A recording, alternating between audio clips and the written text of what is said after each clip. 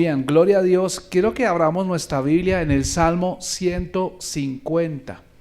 Salmo 150. Vamos a abrir la Biblia allí y vamos a pedirle al Espíritu Santo que Él nos revele su palabra. Gloria a Dios. Vamos a leer. Dice la Escritura de la siguiente forma. Dice: alabad a Dios en su santuario. Dice: alabadle en la magnificencia de su firmamento, alabadle por sus proezas, alabadle conforme a la muchedumbre de su grandeza, alabadle al son de bocina, alabadle con salterio y arpa, alabadle con pandero y danza, alabadle con cuerdas y flautas, alabadle con címbalos resonantes, alabadle con címbalos de júbilo. Todo lo que respira, alabe a Jah. Aleluya. Todo lo que respira, alabe al Señor. Bueno, hoy quiero hablar acerca, y ya hemos tocado muchos temas acerca de la oración durante todo este año. Tal vez usted recordará que hicimos todo un estudio acerca de la oración, hicimos el estudio acerca de la oración modelo, ¿cierto? Que está ya en Mateo capítulo 6, versículo 9. Y estudiamos mucho acerca de qué significa cada una de esas partes de la oración modelo. Pero ahora quiero pasar a un segundo tema, y el tema es la adoración. Quiero hablar de adoración en este tiempo. Yo creo que es algo que no podemos dejar de lado, no podemos minimizar, restarle importancia. ¿Cuántos saben que la adoración es poder de Dios? Es voluntad de Dios que nosotros adoremos. Amén. Y alguien decía, bueno, ¿cuál es el lenguaje que hablan en Estados Unidos? El inglés. ¿Cuál es el lenguaje que hablan en Francia? El francés, ¿cierto? ¿Cuál es el idioma que hablan en América Latina? El español, el castellano, ¿verdad? ¿Cuál es el idioma que hablan en Brasil? Portugués. ¿Te saben mucho? Dios mío, gloria a Dios. ¿Cierto? Esos son los idiomas que destacan a esas personas, y uno sabe por cómo escucha y dice, ese es francés, o ese es portugués por cómo habla, ¿cierto? Y yo quiero preguntar en esta hora, ¿cuál es el lenguaje que se habla en el cielo? ¿Cuál es el lenguaje que se habla en el cielo? Muy bien, la alabanza. Ese es el lenguaje que se habla en el cielo. La alabanza, porque tú ves la Biblia, vas a revisar que el libro del Apocalipsis habla acerca de que en el cielo hay alabanza todo el tiempo. El lenguaje es de alabanza. Alabanza no es solo cántico, alabanza es ser agradecido, alabanza es recitar la palabra de Dios, alabanza es el lenguaje que caracteriza al cristiano, ¿me entiende eso?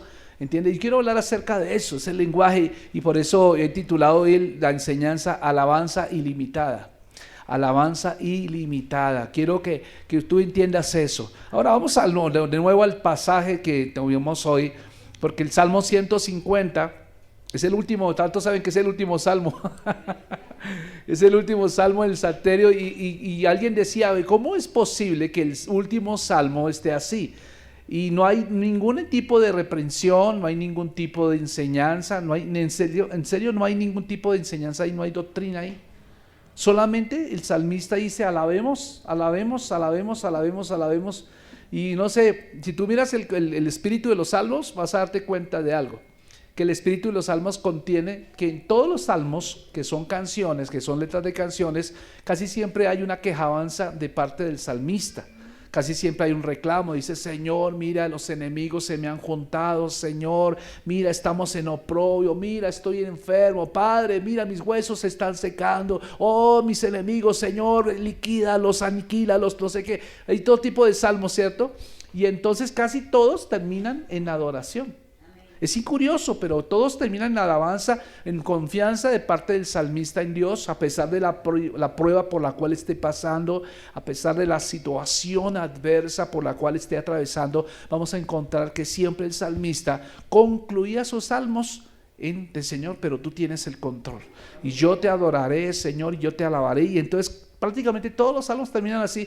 Y lo curioso de todo es que tú vas a mirar desde el Salmo 145, miren, ahí está el Salmo 145, y entonces ya para la parte final de los salterios empieza con alabanzas. Es alabanza. Entonces el salmista parece como que dice, bueno, vamos a concentrarnos, en lugar de quejarnos tanto, vamos a concentrarnos en alabar a Dios. Entonces va usted el Salmo 145, la pericopa dice, alabanza por la bondad y el poder de Dios. ¿Cuántos alaban al Señor por su bondad? ¿Cuántos saben que Él es bueno? ¿Cuántos saben que Él es poderoso? Eso es importante alabarlo por eso. El Salmo 146 dice, alabanza por la justicia de Dios. Alabanza por la justicia de Dios. ¿Cuántos saben que Dios es justo? Vea, el Salmo 147, ¿qué dice? Alabanza por el favor de Dios hacia Jerusalén. Wow. El Salmo 148 dice, exhortación a la creación, ¿para qué? Para que alabe a Jehová. Wow. El Salmo 149 dice, exhortación a Israel para que alabe a Jehová. Y luego termina el Salmo 150 diciendo, exhortación a alabar a Dios con instrumentos de música. O sea, ¿qué es lo que está en la mente del salmista? Alabar al Señor. Pero pregunto, ¿será que el salmista no tuvo problemas? Vean, la mayoría de los salmos fueron compuestos por David. ¿Y cuántos saben que David pasó por diferentes tipos de pruebas? Cosas terribles, mi amado hermano. No solamente él, sino también su equipo de alabanza. Por ejemplo, uno ve que los salmos de Coré, los hijos de Coré, está Jedutún, está Asaf, todos ellos eran parte del equipo de alabanza, y ellos fueron, digamos que, no compositores, sino más bien transcribieron lo que el Espíritu Santo les dijo que escribieran. Y todos vamos a encontrar que estaban en pruebas, pero todos terminan en adoración a Dios. Yo pregunto en esta mañana, usted cuando pasa por pruebas, ¿usted cómo termina el día? ¿Cómo termina el día? ¿Termina en quejanza? ¿Termina en pelea? ¿Termina en situaciones bochornosas? ¿O usted termina diciendo, Señor, a pesar de que el día estuvo difícil, a pesar de tantas cosas, a pesar del diagnóstico, a pesar de tanto, Señor, aquí estoy para decirte gracias? Tú eres grande, eres bueno, porque tú eres bueno, no porque nos cohibas de no pasar por pruebas. Tú eres bueno porque en medio de las pruebas tú estás con nosotros. Amén, gloria al Señor. Por eso uno va a ver que el salterio, mi amado hermano, cuando usted ve todo el salterio, los 150 salmos, va a darse cuenta que tiene unas divisiones naturales. Tiene 5 divisiones naturales o 5 colecciones. Por ejemplo, la primera colección usted va a que va del Salmo 1 al Salmo 41, ¿cierto? Ahí empieza la primera colección. La segunda colección va desde el 42 hasta el 72, hasta el 89, a 106, hasta el 150. Entonces uno va a darse cuenta que todo el salterio, en todo el salterio, mi amado hermano, puede verse como algo así como una adoración, como una canción. Eso le llamamos en teología, se llama doxología. Entonces una adoración, ¿cierto? Hay doxología que no solo cierra cada salmo, sino que cierra todo el volumen de todos los salmos, ¿cierto? Recopilados, y es interesante ver eso. Ahora, el Salmo 150 no contiene ningún argumento, vuelvo y digo, no hay enseñanzas reales de ninguna índole, no hay ninguna explicación real, no hay nada de eso. Simplemente el salmista dice, es bonito, sería bueno que todos aprendamos a alabar a Dios. Grítale al Señor alabanza, grítale, sí, es un grito elocuente. Tienes que ser apasionado en alabar al Señor. O sea, el Salmo 150 es simplemente una invitación a decir, mira, todo lo que pasa en los 149 salmos, y la conclusión es que aprende a adorar a Dios en medio de toda situación. Vea, la alabanza es fácil en la iglesia. La alabanza es fácil en la iglesia cuando usted está acá, no le duele nada, no está pasando por ninguna circunstancia, es fácil. La alabanza realmente es realmente práctica y punzante es cuando usted está en pruebas. La alabanza se diseñó para cuando usted está en pruebas. La alabanza es el lenguaje del cielo. La alabanza es el lenguaje del cristiano. ¿Cómo sabría una persona que usted es cristiana o no? Por su lenguaje. Así como dijimos ahorita, los que viven en Estados Unidos hablan inglés, los que viven en Brasil hablan portugués, los que viven en Francia hablan francés. Entonces, así como ellos hablan su idioma, el cristiano tiene un nuevo lenguaje, un lenguaje. El lenguaje de la fe es la alabanza. Diga conmigo, el lenguaje de la fe es la alabanza. Y es la mayor expresión de fe. O sea, a través de la alabanza usted da gracias a Dios. Cuando usted está alabando a Dios, ¿sabe una cosa? Usted le está diciendo, Dios, no hay problema que me pueda hacer opacar mi gratitud hacia ti. La alabanza es el lenguaje que detesta el diablo. Cuando el diablo escucha a alguien hablando ese lenguaje, él corre a kilómetros porque no soporta que alaben a Dios, el Creador, porque él reclama adoración para él. La adoración para el diablo es la queja avanza. La adoración para el diablo es la crítica. La adoración para el diablo es cuando yo juzgo, cuando mi lenguaje, la atmósfera en mi casa es una atmósfera pesada, producida precisamente por un lenguaje negativo, por un lenguaje de derrota, por un lenguaje de enfermedad, por un lenguaje de todo eso. Ese es el lenguaje del diablo. Y por eso yo traigo en esta mañana esto, porque si tú estás utilizando el lenguaje del diablo, estás hablando el idioma que no te pertenece. El lenguaje que te pertenece a ti es el lenguaje del reino de los cielos, es el lenguaje de la fe. ¿Aló? Entonces por eso el Salmo 150 no contiene argumento, ninguna enseñanza, ninguna explicación real. Realmente es un grito apasionado a toda la creación, diciendo toda la creación tiene que alabar al Señor como le corresponde. Esa es la invitación que está haciendo el salmista. El salmo es más que un cierre artístico del libro de los salmos, porque ¿cuántos saben que uno cuando va a una película, a ver una película, lo que más a usted le impacta es el final? Toda la película puede tener un argumento estupendo, un comienzo terrible, un desenlace tremendo, un nudo tremendo, ¡pum! Pero el final determina si la película fue buena o no fue mala. ¿Sí o no? No sé cuántos, a mí yo siempre miré una película y siempre yo veo esa película y me quebranta. Es esa película de La vida es bella. La vida es bella, que ganó un Oscar. Eso fue de los años 90. Imagínate, es una película que muchos de ustedes ni habían nacido, pero ganó un Oscar y es una película italiana que relata la vida de un judío que vivía en Italia. Y con su familia y cómo trató de sobrevivir en medio del campo de concentración nazi, y cómo lo separaron de su esposa. Ella la llevaron a un lugar de concentración, a él a otro, y él escondió el niño. El hijo de los dos lo escondió, y el niño pensaba que todo era un juego.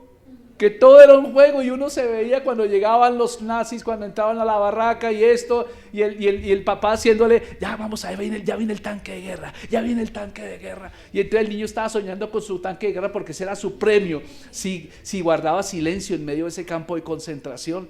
Y uno pensaría, no, yo sueño, ¿cuál sería el final perfecto para esa película? Pues que los tres se junten y hayan sobrevivido, pero resulta que los dos padres murieron. Y el niño quedó huérfano, esa historia, y uno dice, no, qué película tan charra.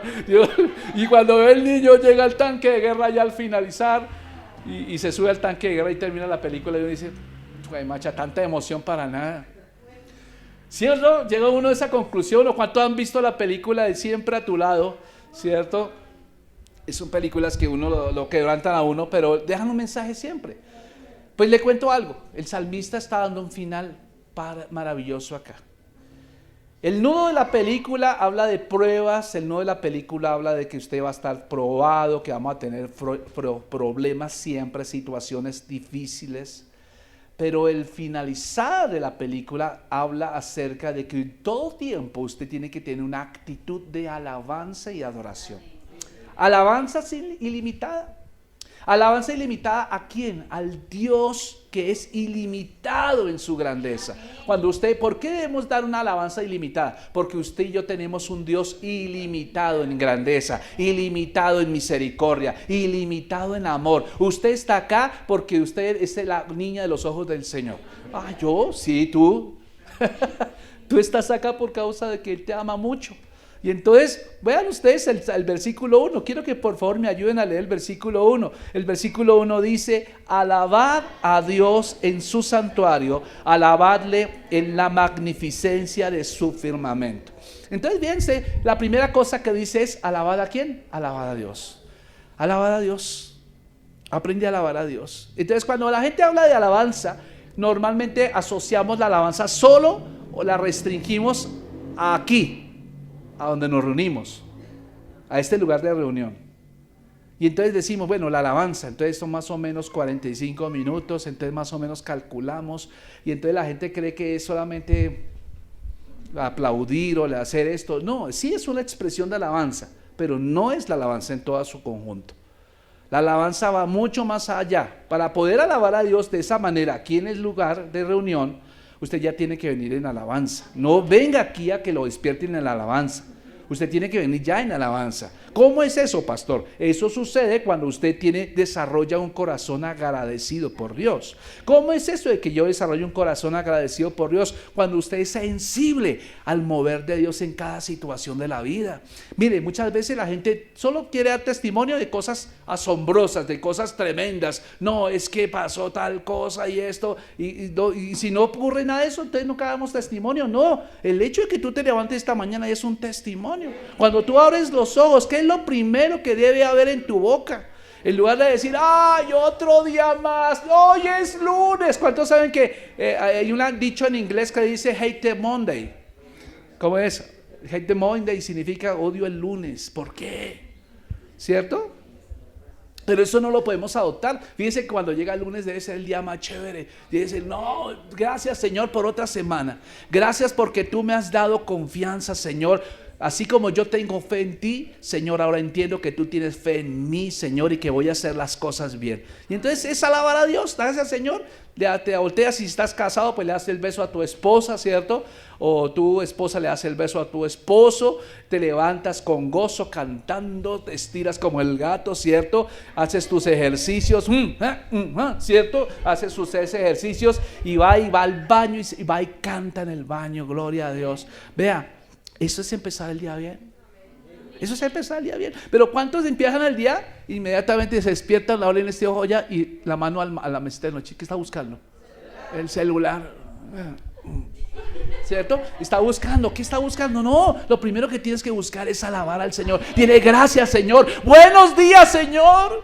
Buenos días, Espíritu Santo. Alabar al Señor, mi amado hermano, es el último de los 5 salmos finales que comparte la misma línea inicial y final de los 4 salmos anteriores que le acabo de mencionar. ¿Por qué tenemos que alabarlo, mi amado hermano? Y fíjense que el salmista anima a todo aquel que respire, porque es el último versículo, ¿no? Todo lo que respira, alaba al Señor. ¿Cuántos respiran acá? ¿Alguno no puede respirar acá? Todos respiran, ¿cierto? Respire, por favor. Quiere decir que si usted respiró, quiere decir que usted tiene que alabar al Señor. Porque acá el salmista no está dando un consejo, no está dando una sugerencia, no está diciendo, oye, tú que respiras, si quieres, y si te queda un tiempito, alaba al Señor. No, él está diciendo, todo lo que respira, alaba al Señor. Entonces fíjense que luego empieza a decir el salmista que no importa si no hay crisis. La alabanza no depende de si hay o no hay crisis. Él dice, en todo momento tú tienes que tener un lenguaje de alabanza, ¿cierto? Entonces no obstante si hay crisis o no hay crisis. Pero luego dice el salmista, ya en el versículo 1 dice, alabadle en su santuario. ¿Dónde es el santuario? Bueno, el santuario es donde hay santos. Pues yo puedo decir en este momento que siendo las 10:30 de la mañana, usted está en un santuario. Porque mire a su alrededor. Ese que está a su izquierda y a su derecha es un santo.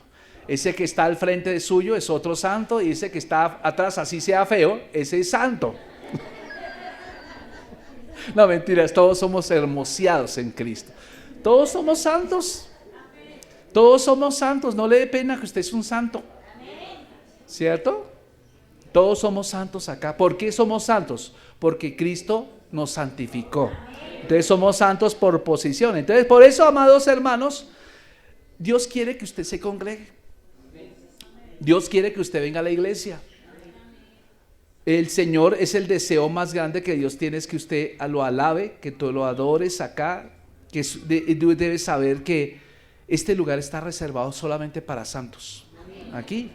De pronto alguien llegó por primera vez y dije, bueno, esta persona también quiere ser santa. ¿Usted cree que el Señor lo santifica? Claro. ¿Qué tiene que hacer la persona? Recibir el regalo. Entonces esa persona ya se separa, se aparta para que le dé honor al Señor, para que le reconozca al Señor en su presencia, ¿cierto? Que ya el Señor debe ser alabado en cualquier lugar. O sea, cualquier lugar puede ser un santuario. Este lugar es un santuario porque está lleno de santos, pero donde usted vaya, el Señor ha hecho habitación en su corazón. Entonces, donde usted va, dice que el Espíritu Santo mora dentro de usted, o sea que ese es su santuario. Su vida es su santuario, su cuerpo es su santuario. Entonces por eso usted va a darse cuenta que el Señor quiere que lo adore usted también en donde Él vive. ¿Dónde vive Él? Mírese usted mismo. Y cuando usted se asome esta mañana al espejo, diga, wow, qué santuario tan bonito tiene el Señor, ¿cierto? Dígase ya, qué santuario tan hermoso. Usted es el santuario del Señor. Y entonces en ese santuario usted tiene que alabarlo a Él, ¿cierto? Entonces por eso, mi amado hermano, Él también ha hecho un santuario en medio de su pueblo. Y entonces Jesús hace su santuario en el creyente individual, ¿cierto? Como todos somos nosotros. Entonces el 1 Corintios 3:16 por lo menos dice que somos el templo del Espíritu Santo, ¿cierto? 1 Corintios 3:16.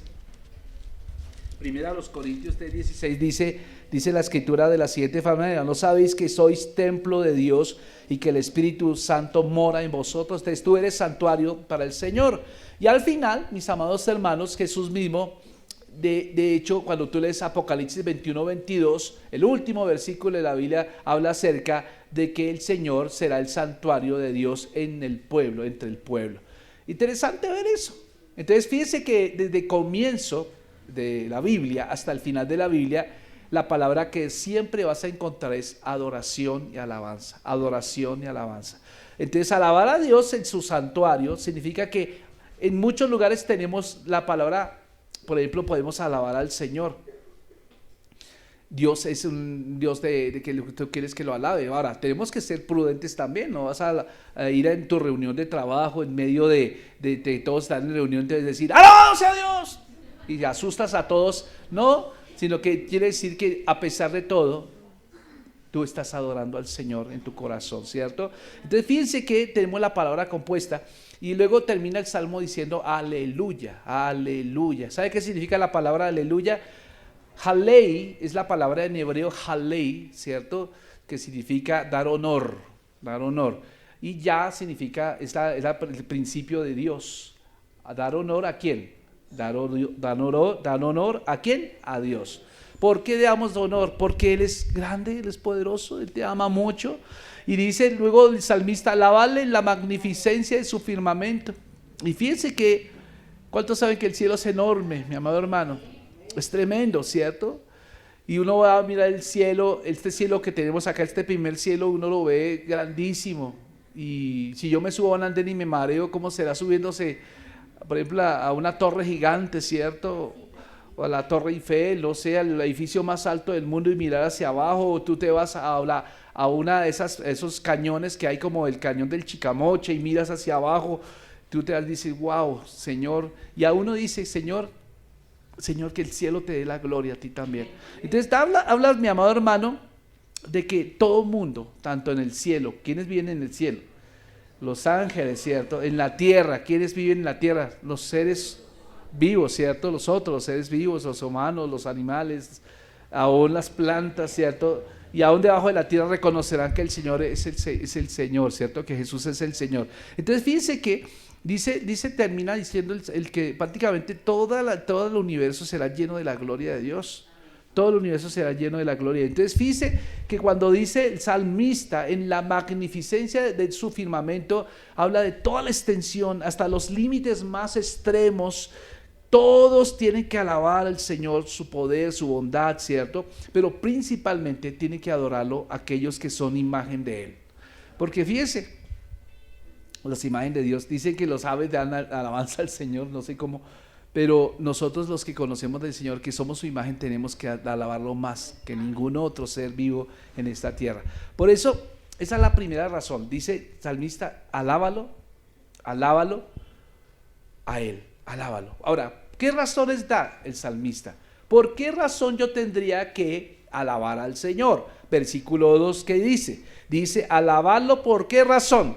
Por sus proezas, ¿cierto? Alabarle conforme a la muchedumbre de su grandeza. Y entonces fíjense que la primera razón que da, el primer argumento que da el salmista es que aprendamos a alabarlo a Él por sus proezas. ¿Cuántas cosas grandes ha hecho Dios? Vean ustedes, este texto fue escrito originalmente para el pueblo de Israel. ¿Cuántos saben que en el pueblo de Israel el Señor hizo muchos milagros? Escríbanme por favor algunos milagros que haya hecho Dios en el pueblo de Israel. ¿Qué hizo, por ejemplo? Escríbanme rápidamente alguno. Abrió el mar, Abrió el mar. ¿Cuántos saben que eso se necesitó poder para eso? ¿Qué más hizo el Señor? Hizo que lloviera pan del cielo, ¿no? ¿Cierto? Durante 40 años llovió pan del cielo. Esa panadería sí fue próspera. Gloria a Dios. ¿Qué más hizo el Señor? Hizo que lloviera codornices porque los chicos tenían antojo de comer un asadito y entonces hizo llover codornices. ¿Qué más? Hizo brotar agua de una roca, ¿cierto? En el desierto, ¿qué es lo que más la gente siente? Sed. Y fíjese que en el desierto brotó agua de un río.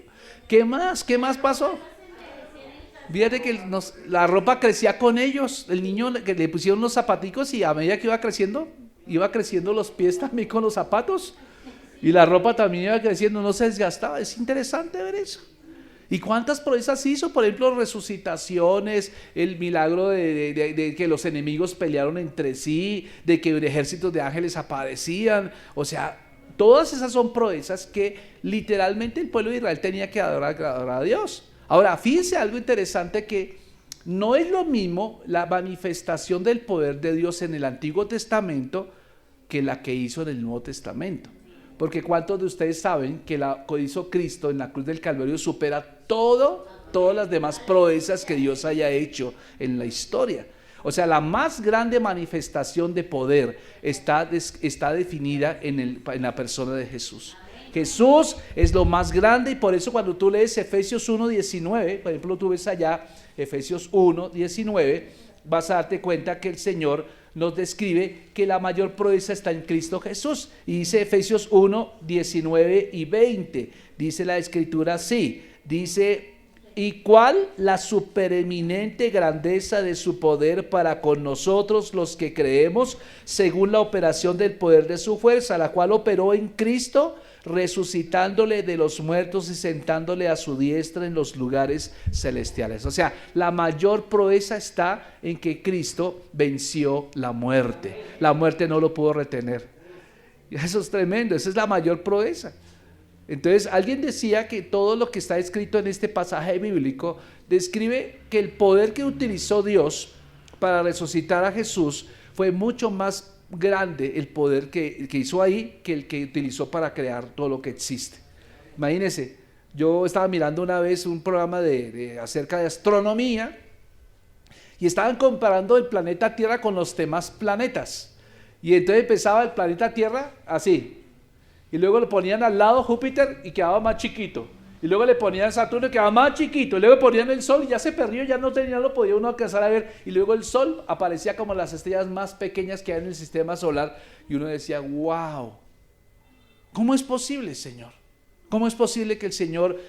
Eso se necesitó mucho poder para hacer galaxias y todo. Dice que la luz viaja no sé a cuántos kilómetros por segundo y que llegar para la galaxia más cercana se demora no sé cuántos millones de años luz.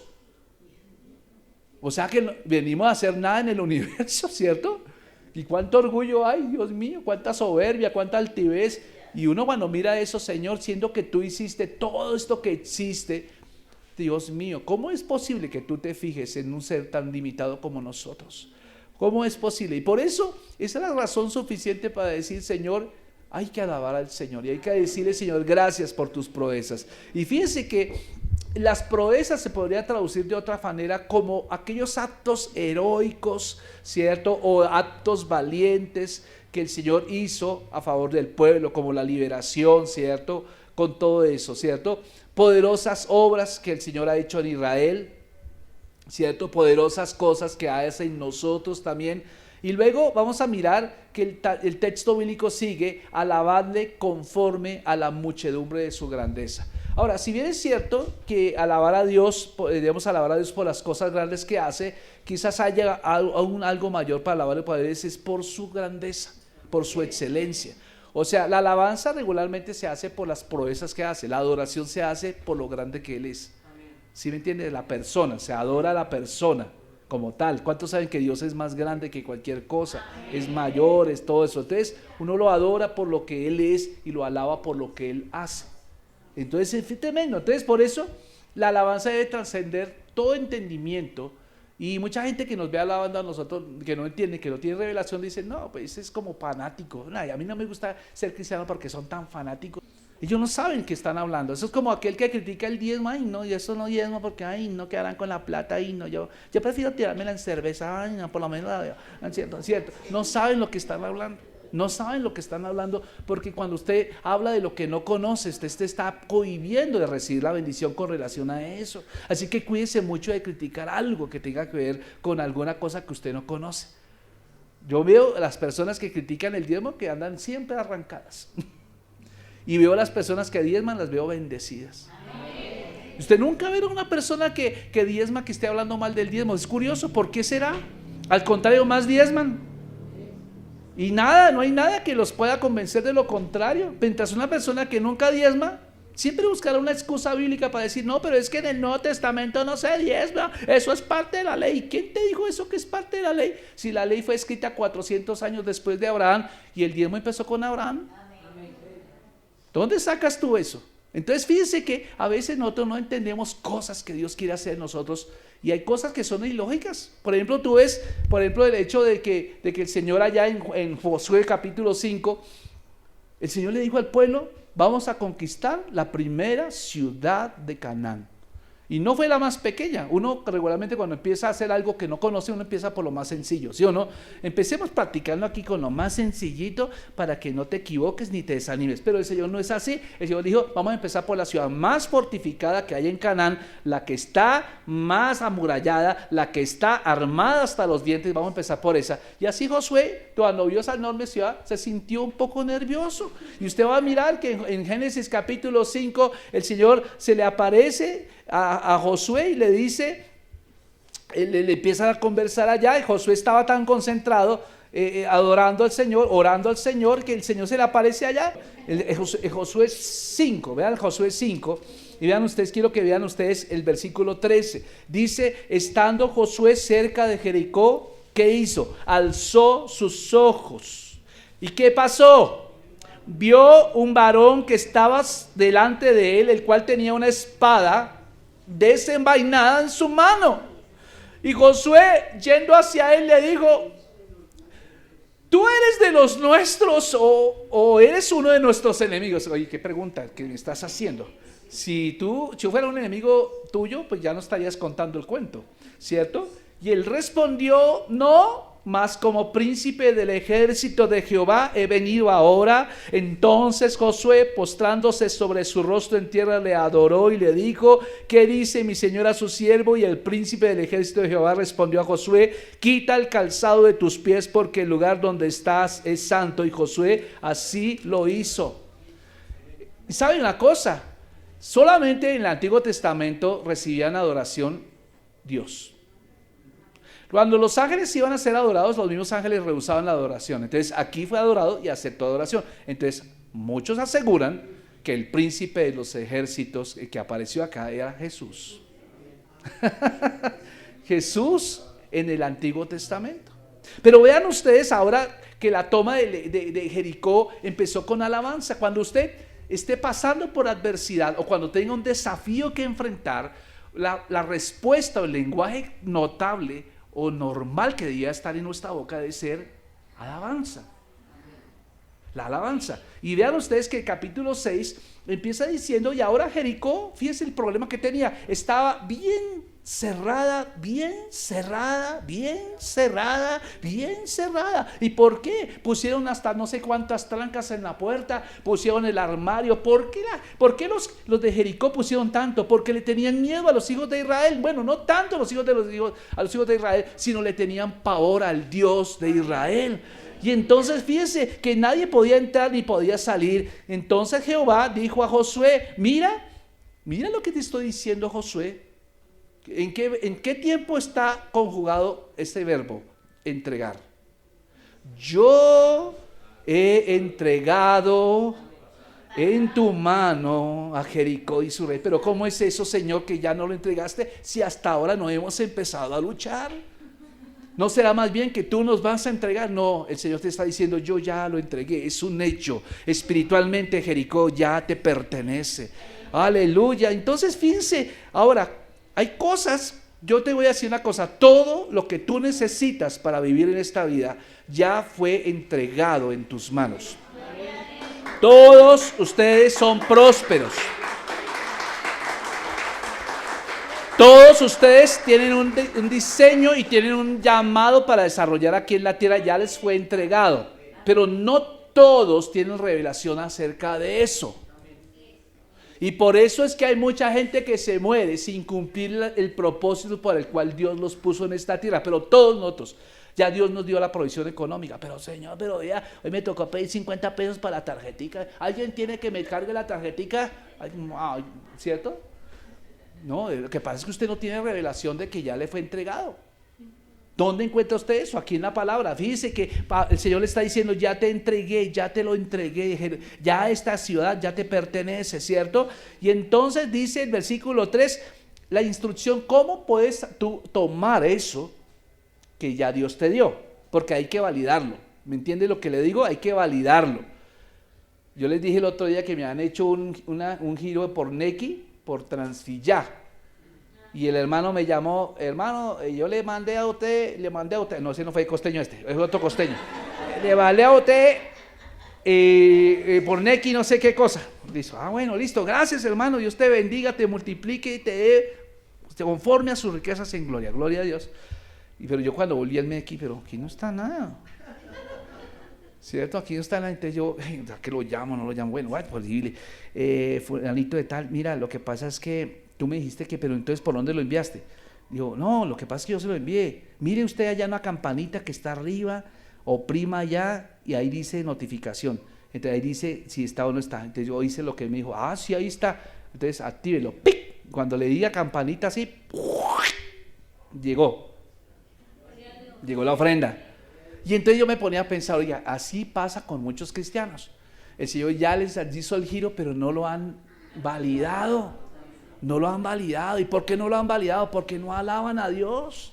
¿Por qué no lo han validado? Porque están manejando el lenguaje de derrota, estamos manejando un lenguaje de enfermedad, estamos manejando un lenguaje de crítica. Eso es lo que son. Entonces fíjense que aquí Josué está diciendo, Señor, ya esta ciudad es tuya, te pertenece. Y entonces vean ustedes que es bueno alabar al Señor. Y entonces la instrucción que le da el Señor, fíjense el versículo 3, el Señor le dice, vas a hacer esto, vas a rodear la ciudad, todos los hombres de guerra van a hacer esa vuelta. ¿Cuántos hombres y mujeres de guerra hay acá? Bueno, ahí está.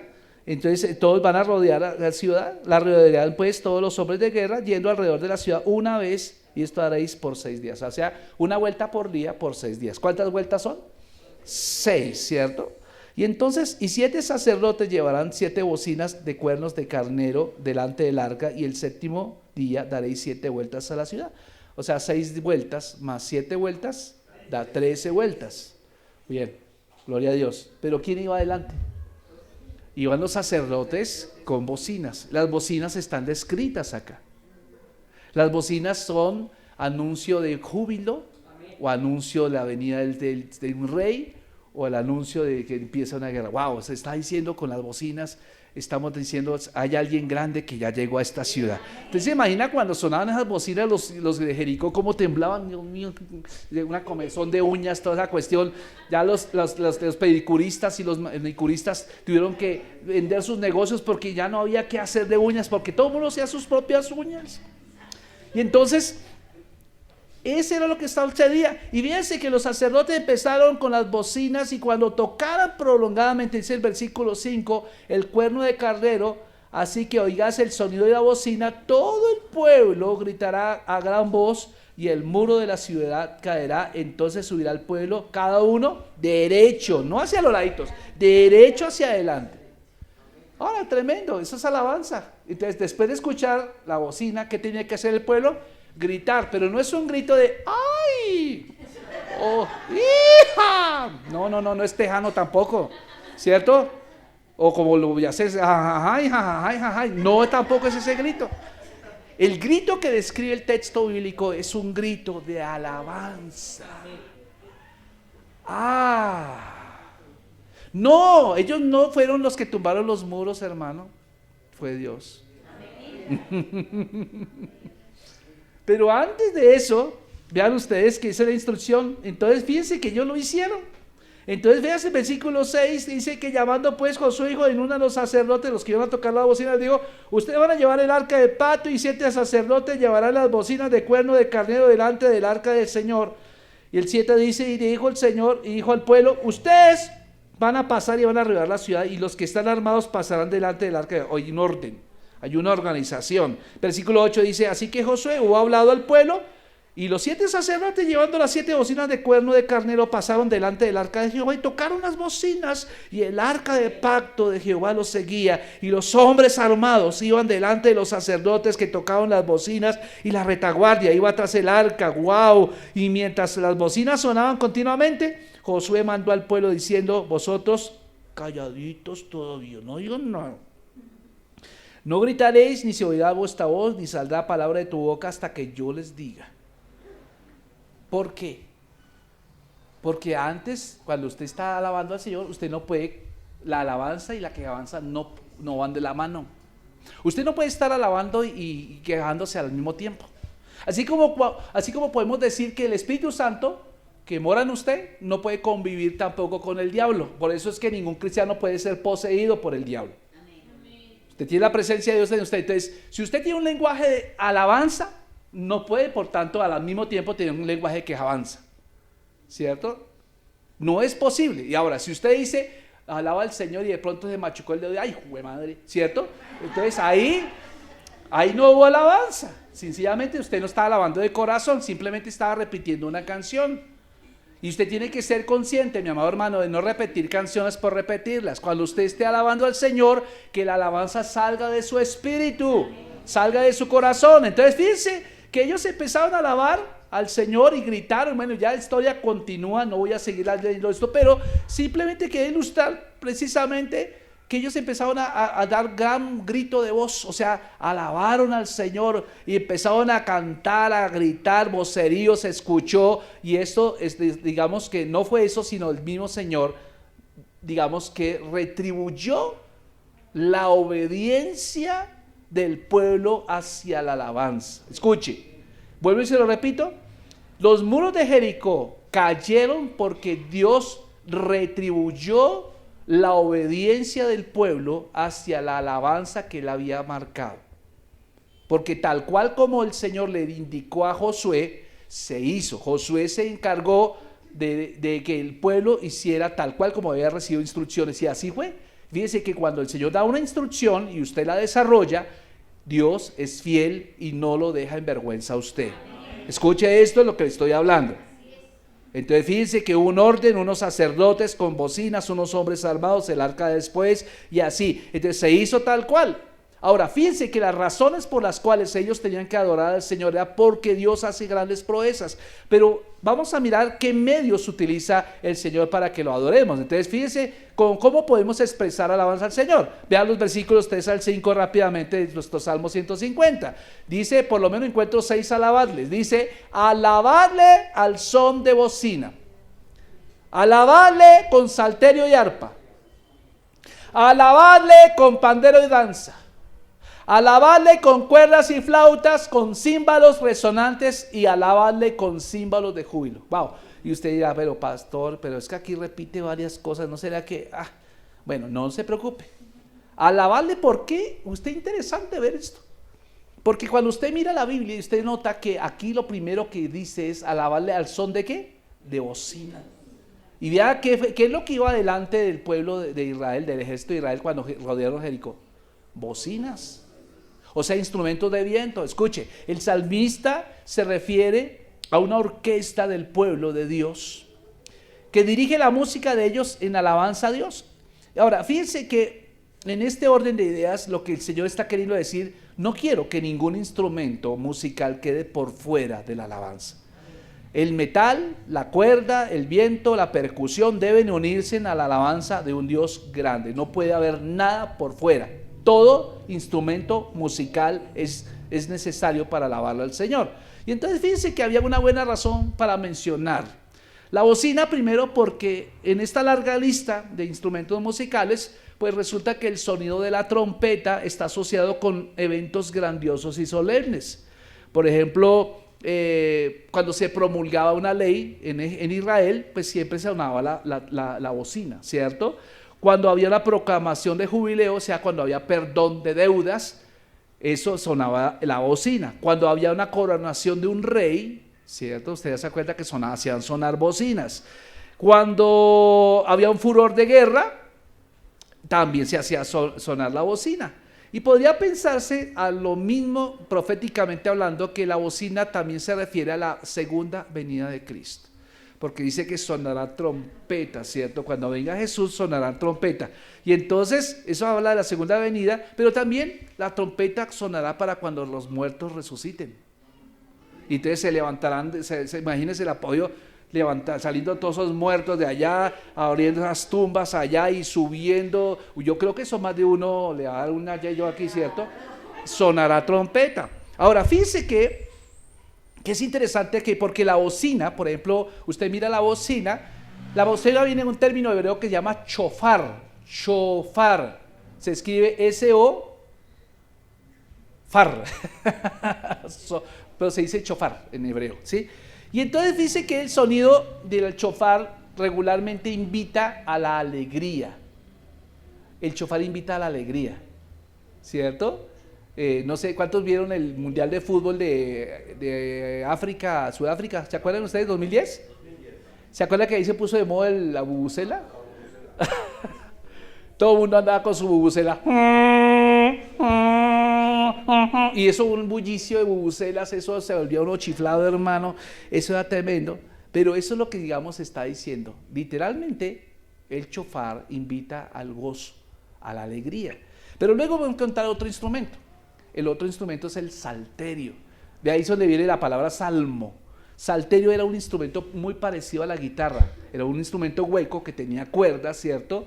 Y tal vez era como la guitarra, pero invitaba también como a la adoración. Y la palabra es nevel, el nevei. Y luego dice, el arpa también quiero que esté allí adorando. La palabra arpa es como la arpa que conocemos, esa que cargan los angelitos, ¿cierto? Que tiene unas cuerditas así, que es un arco, ¿cierto? Es un arco, ¿cierto? Y se toca con las manos y con los dedos. O sea, fíjese que el cuerpo está participando acá.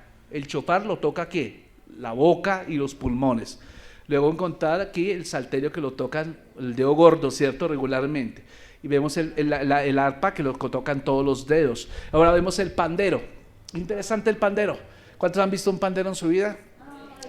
El pandero viene del término hebreo tof, o tambor, o tabret, o tom-tom, ¿cierto? Y de hecho la batería tiene un tom-tom, ¿cierto? Un tom-tom tímpano. Y fíjese que esto en los antiguos significaba, se hacía de piel, una piel estirada, ¿cierto? Se cogía en un arco, se estiraba bien, y entonces era así como una pandereta, entonces sonaba,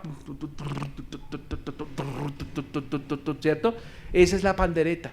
¿Quién tocaba la pandereta? Las mujeres. Las mujeres tocaban la pandereta, pero regularmente es el instrumento para mujeres, ¿no?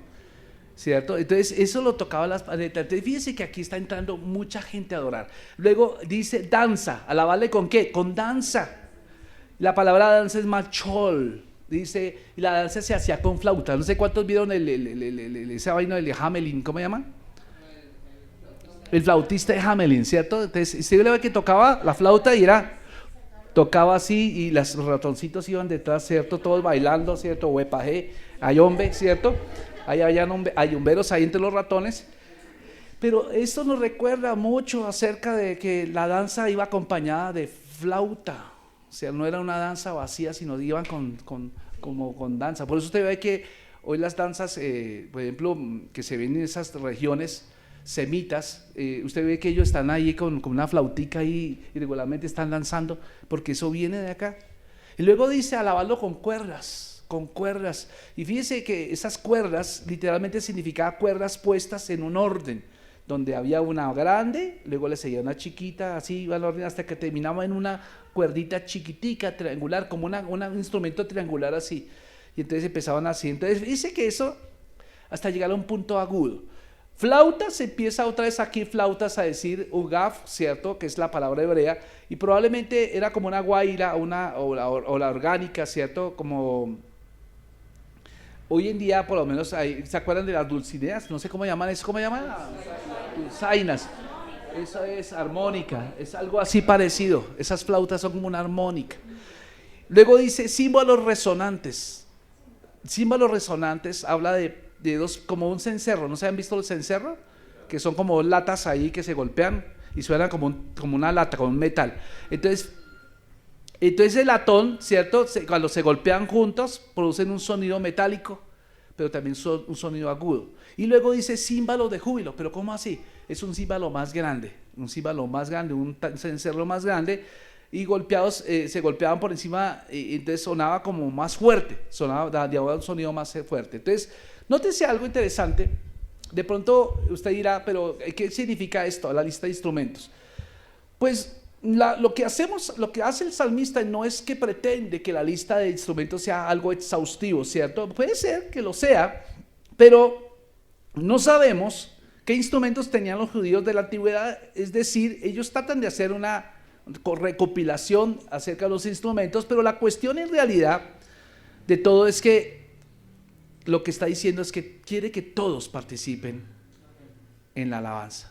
Vea, véase que esa amplia lista de instrumentos musicales dice que Dios quiere que cada clase, que cada grupo de personas lo alabe, porque son instrumentos, normalmente los tocaban diferentes tipos de personas. Vuelvo y repito, por ejemplo el cuerno o la bocina la tocaba, el shofar, lo tocaban solo los sacerdotes, como leímos allá en Josué capítulo 6, ¿cierto?